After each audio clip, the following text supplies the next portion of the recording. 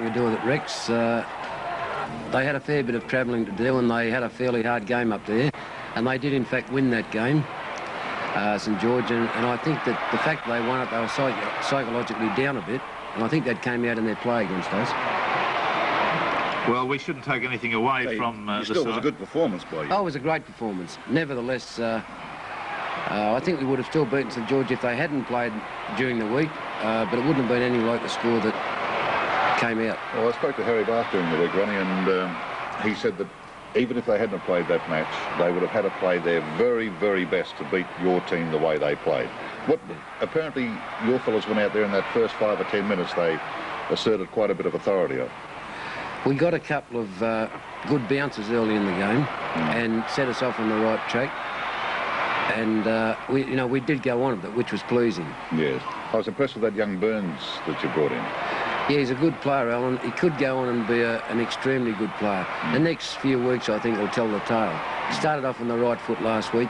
He's got a little bit of magic about his play, and he could be one of those champions that bob up.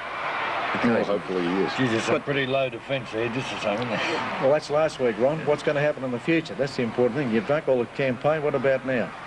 Well, today's a good test, Cole. We're playing one of the top of the competition teams.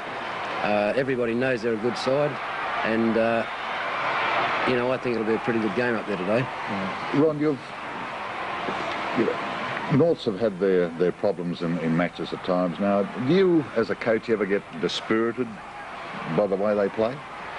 I think every coach gets dispirited at certain times. You start to wonder whether you yourself are doing the right thing, and you start to wonder whether you know what you're doing yourself. I'm sure every coach in Sydney would have gone through that at some stage after in a low period of his team. But then you get a performance like this, and it makes it all worthwhile, of course. Oh, well, that brings you back. Pardon me, first. You're faced, Ron, with this terrible thing today, though.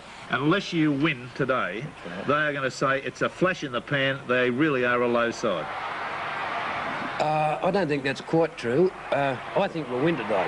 Nevertheless, I think if it's a good game and there's not much in it... I don't agree with you. If you don't win today, people are going to say the Bears that was a fluke result last week, and St George were flattened because they'd played midweek. If you can scramble a win today and you play badly, it won't make any difference. Yes.